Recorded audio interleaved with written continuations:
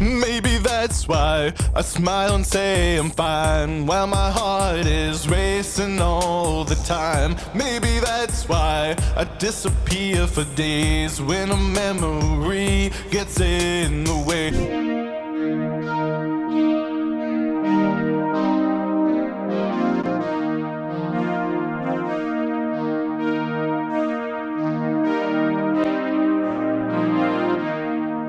Definitely adds more movement and kind of interest there to that. Waves just released the brand new Atlas Pure Algorithmic Reverb plugin, and it sounds absolutely gorgeous. And though you might be wondering, do I really need another reverb plugin? The answer is probably not, but you're also going to likely want this after watching this video because it is really incredible and it offers a lot of features that you don't really see in a reverb, and hardly any reverb plugins have what Atlas Reverb has. So let's break down what makes this unique. Hey, I'm Reagan Ram with Orpheus Audio Academy, and I've been producing music for over a decade and a half now, and this is quickly becoming one of my new favorite reverb plugins. I know probably everyone says that in plugin review videos, but I really do enjoy this plugin a lot because it's got a lot of cool features that save a lot of time, and also just has a really great sound, which is pretty incredible considering it's an algorithmic reverb versus a convolution reverb or impulse response reverb. So like a convolution reverb means it's actually like trying to imitate an actual real world reverb space or a piece of equipment, and is trying to recreate that space. But this is just using an algorithm, meaning maths as the British like to say, and using this algorithm, you know, ones and zeros to create this reverb. So it's not technically a real space, it's an artificial reverb, but it sounds really incredible. And it gives you so much control as well, as you can really shape your sound without having to add in a whole bunch of other like EQs or doing sidechain compression and all that different stuff. I also really like this because I don't think I have really a lot of algorithmic reverbs in my arsenal. And this was something that was very common in like the 1980s with the digital types of reverbs that they were starting to use, especially like the lexicon type reverbs. And since I make a lot of, you know, synthwave 80s type music, this is really great for me and sounds really awesome if you're wanting some more of that kind of vintage algorithmic reverb, but still have it sound really nice and modern and lush and clean.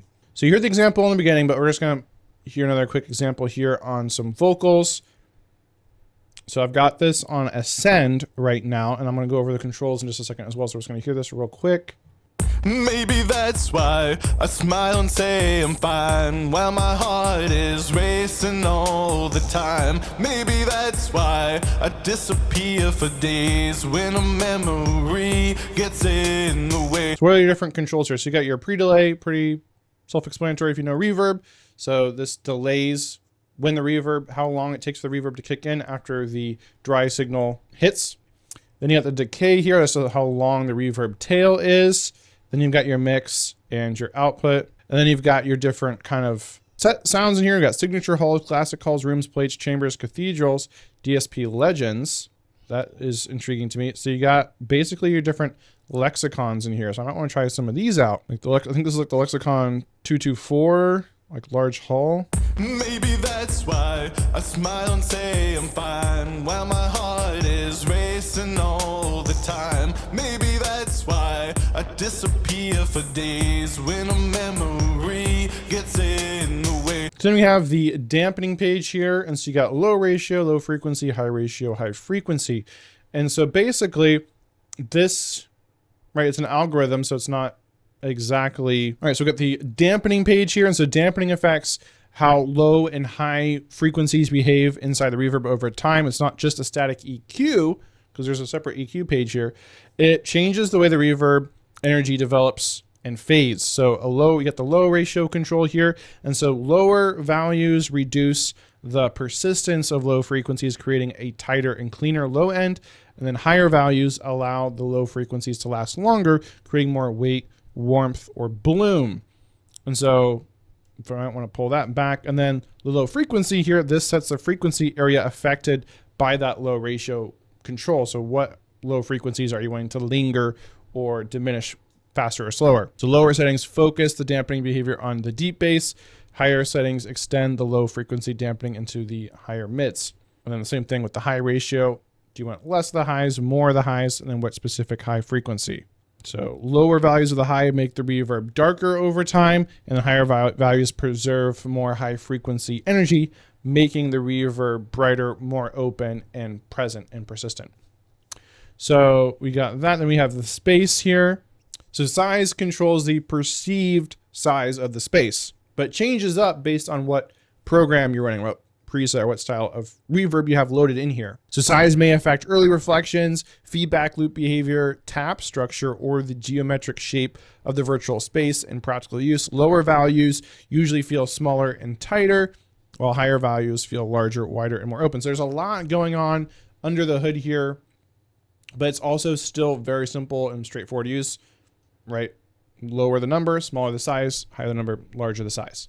Then we got density here. Lower values create a more open, sparse, or separated reflection pattern. Higher values create a smoother, thicker, and more continuous reverb texture. The exact behavior again will change based on what you have loaded up here. Then you got depth. Lower values create a more stable and static space. Higher values create more motion with shimmer, pitch movement, or ensemble-like behavior, depending on the program. So that is pretty cool. The control I really love on this plugin is the ducker, which I think all reverb plugins and delay plugins should have going forward. And a lot more plugins are starting to add these, but this is absolutely incredible. I love this because it enables you to add some like sidechain compression to this and duck the amount of reverb that you're getting when your dry signal is playing. So for example, if your vocal is playing, you want to duck that reverb down so it's not muddying it up and then it kind of swells in the gaps between the vocal performance. And maybe that's why I disappear for days when a memory gets in the way. And maybe that's why I disappear for days when a memory gets... Huge difference there, right? Because I got to pull the threshold down quite a bit. We can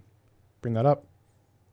And maybe that's why I disappear for days when a memory gets in the way. And maybe hear the swell at the end. Memory gets in the way. Then you hear that splash of reverb there.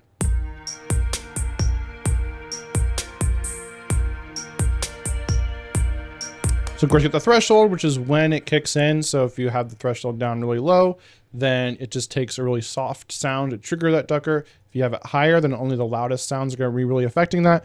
Then you get the range, so that's how much is going to be ducked.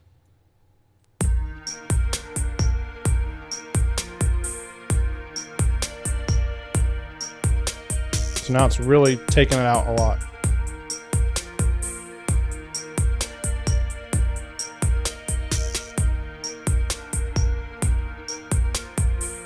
Then you got the release, so that's how fast it takes for that reverb to come back after it's been ducked. So if we reduce the release, it's going to come back really fast. Extending it, it's going to more gradually come in.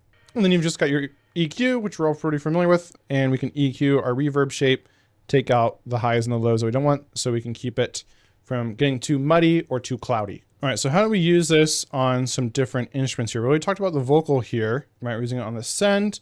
And so before I had this free Town Reverb 4 plugin on here, and then I was using this R compressor to sidechain it to itself. So kind of doing the same thing that the ducker was doing, but I had to use an extra step, an extra plugin. So this is what it sounded like before. Maybe that's why I smile and say I'm fine while my heart is racing all the time. Maybe that's why I disappear for days when a memory...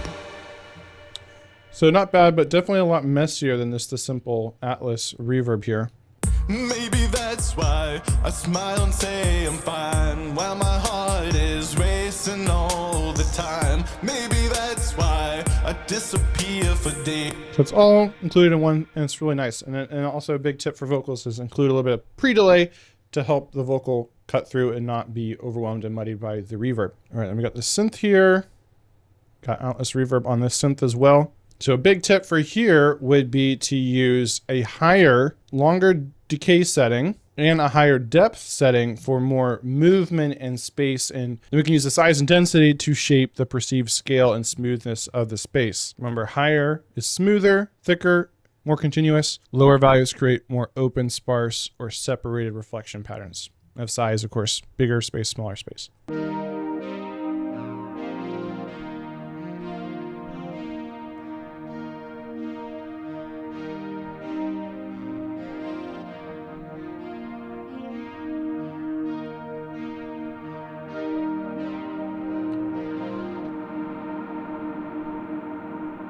So you can kind of really hear the reverb there.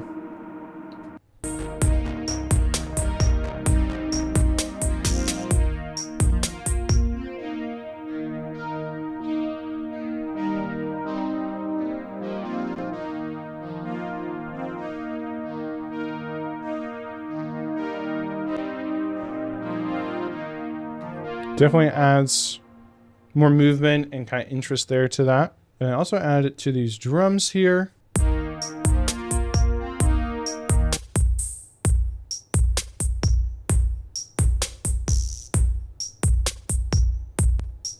Definitely gives it a lot more space and width, which is really nice, without over muddying things, right? Obviously you want to use shorter decay settings with your drums. Then we can increase the size for a larger drum space and use the low ratio or EQ to prevent the kick and toms from making the reverb muddy, which is what we did here. We really cut the lows there because we want to be more so affecting the tops of the drums, not the low parts to make it muddy. If you want to grab this for yourself and also help support the channel, then you can use my affiliate link in the description below. And when you purchase through there, I'll earn a small commission at no extra cost to you.